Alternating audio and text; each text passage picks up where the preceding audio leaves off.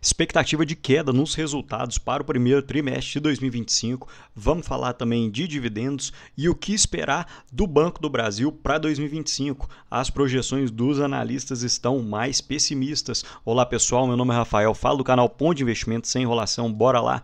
Vídeo puramente educacional e informativo, não recomendação de compra. Para melhor explicação, quero mostrar um trecho dessa matéria, falando sobre os bancões da Bolsa, e um pode se dar mal, que segundo essa matéria seria o Banco do Brasil. Eles informam que o BB poderá ter um início de ano pressionado, com um lucro líquido de 8,7 bilhões, uma queda de 9% no trimestre. E o BBI também prevê um ROI recuando 3 pontos percentuais a 18,6%, que ficaria abaixo do número mágico do mercado, que é de 20%. Isso seria causado principalmente por provisões mais altas, já que a inadimplência rural continua pressionada, enquanto a receita líquida de juros pode ser prejudicada por receitas com float menores devido a depósitos sazonalmente mais fracos. E normalmente o Banco do Brasil é um dos ganhadores quando a Selic está maior, porém para o Banco Safra esses juros estão fazendo menos efeitos. É que antes o BB costumava ter uma posição líquida positiva nas carteiras fixas e de taxa flutuante, e um saldo negativo nas linhas direcionais, como poupança e instrumentos indexados à taxa básica de juros. E agora o banco tem focado numa posição líquida positiva na carteira pré-fixada, enquanto a carteira flutuante tornou-se significativamente negativa. Então o que o Safra quis dizer? A carteira pré-fixada é aquela que você empresta a um valor fixo, não muda de acordo com a taxa Selic. E a carteira flutuante, essa sim, muda de acordo com a taxa que a pessoa escolher, a pessoa ou a empresa. Então, o Banco do Brasil aparentemente tem feito um movimento positivo para a carteira pré-fixada. E isso acaba que reflete, quando a Selic está maior, acaba que o banco pode gerar menos caixa. A carteira flutuante sendo menor, geraria menos receita para o banco. Agora eu quero mostrar alguns pontos positivos do Banco do Brasil numa apresentação fantástica que eles soltaram alguns meses atrás. Percebam que o banco tem participação em diversos negócios, BB Asset, BB Consórcio, 66% da BB Seguros. O contrato de exclusividade termina em 2033, porém não faz sentido pensar que não haverá renovação, porque o Banco do Brasil e o BB Seguros são praticamente a mesma empresa, atuam nos mesmos pontos e os próprios executivos do BB falam que não faz sentido nenhum você quebrar esse contrato, nem para uma empresa, nem para outra. Participação na BBTS, BB Américas, tem quase 50% da Livelo, Alelo, Elo, Cielo, 80% do Banco da Patagônia e 50% do Banco BV. E aqui eu quero mostrar um dos pontos porque o Banco do Brasil foi um dos grandes prejudicados para 2024, quando houveram secas e chuvas de alta intensidade fora de hora, porque o BB tem 50% de participação no agronegócio, que é uma participação muito grande. Então, quando acontece uma inadimplência maior, acaba que o BB também sente um pouco mais. 16% de fatia de mercado em carteira de crédito total, 17% de depósitos totais e 21% de crédito consignado. Primeiro lugar na gestão de recursos pela BB Asset, primeiro lugar em seguros rural e prestamista pela BB Seguros e primeiro lugar em previdências também pela BB Seguros. E percebam o retorno sobre patrimônio líquido fantástico que o BB tem entregue durante os anos. Desde 2013,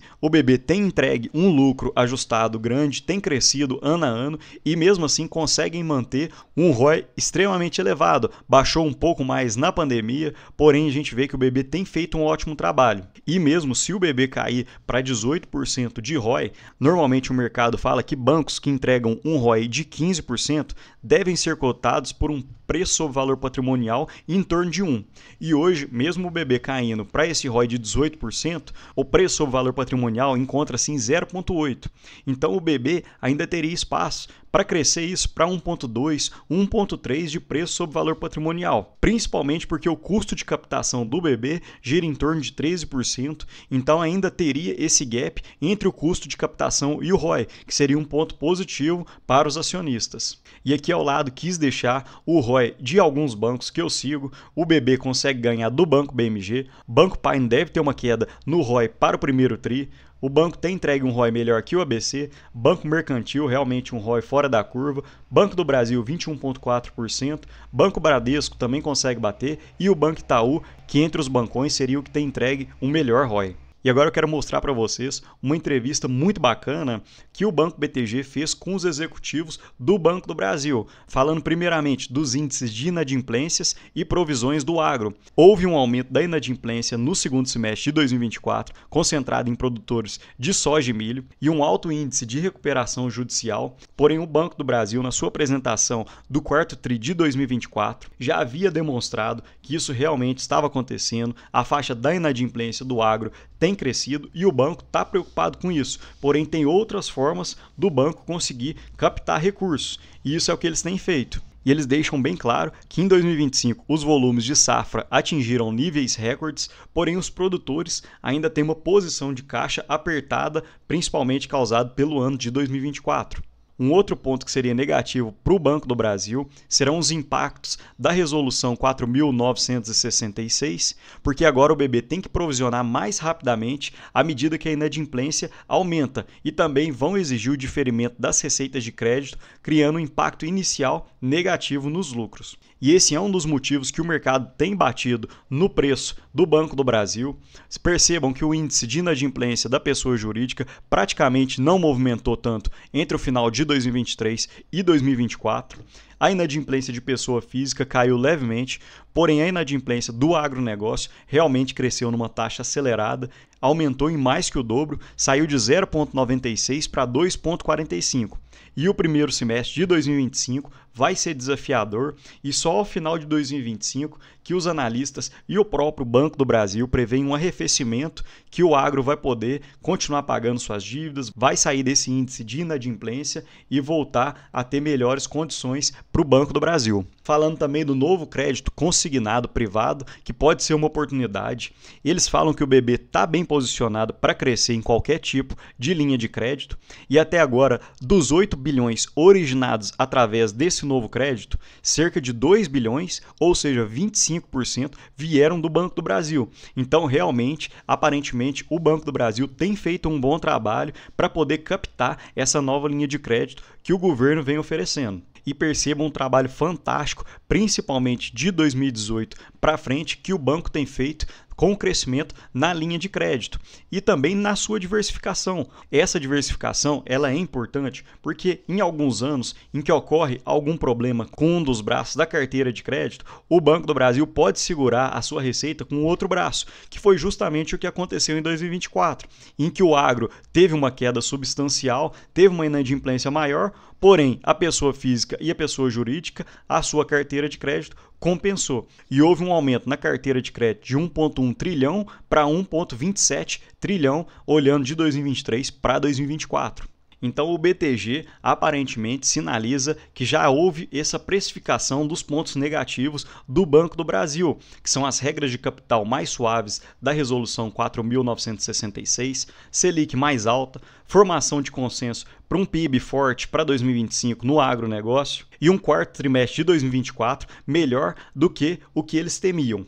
E percebam que desde a divulgação do balanço em 19 de fevereiro, o banco caiu cerca de 4%, o que, segundo o BTG, seria essa precificação dos pontos positivos e negativos. Então, conforme havia falado, aqui estão as projeções do banco para 2025. O Banco do Brasil realmente foi conservador, não quis colocar um aumento grande em nenhuma das suas áreas, crescimento da carteira de crédito entre 5,5% e 9,5%, crescimento da carteira sustentável, uma boa margem financeira, perda esperada entre 38 e 42 bi, receita entre 34 e 36 bilhões e um lucro líquido entre 37 e 41 bilhões, que seria aproximadamente o mesmo lucro que houve em 2024, que foi de 37,9 bilhões.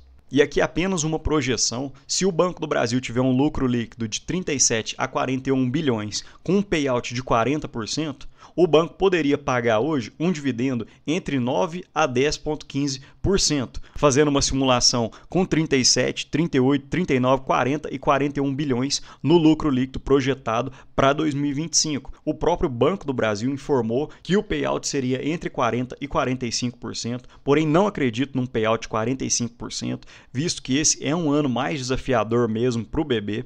Porém, o banco está bem posicionado, é um ótimo banco, tem uma rentabilidade boa e eu ainda acredito que o banco está subprecificado. Na minha opinião, ainda é um ótimo banco, não está tão barato quanto estava na época que eu estava aportando, em outubro, setembro do ano passado, porém ainda há uma grande margem de crescimento no banco. Percebam que mesmo no PL projetado mais conservador, de 4,37, para retornar às médias dos últimos 10 anos, que foi de 6,41, o preço ainda teria que subir em torno de 32%. Falando um pouco da minha planilha pessoal, hoje o preço sobre valor patrimonial encontra-se em 0,9, PL de 4,29 para 2024 e com o lucro projetado de 37 bilhões, eu quis ser conservador na minha projeção, o PL seria de 4,4 e ainda haveria uma margem de 32% de subida para poder retornar à média. E com um payout de 40%, eu acredito num dividendo estimado em torno de 9%.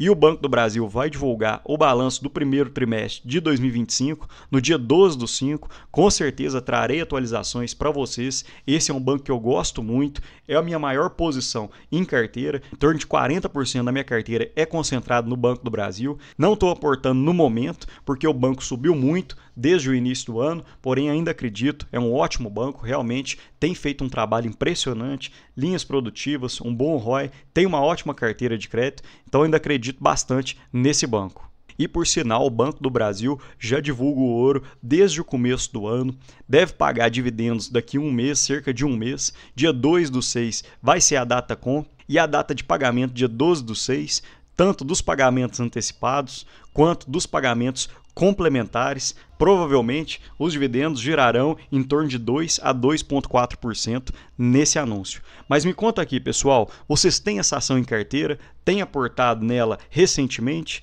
No mais, deixo um ótimo dia para vocês e um abraço.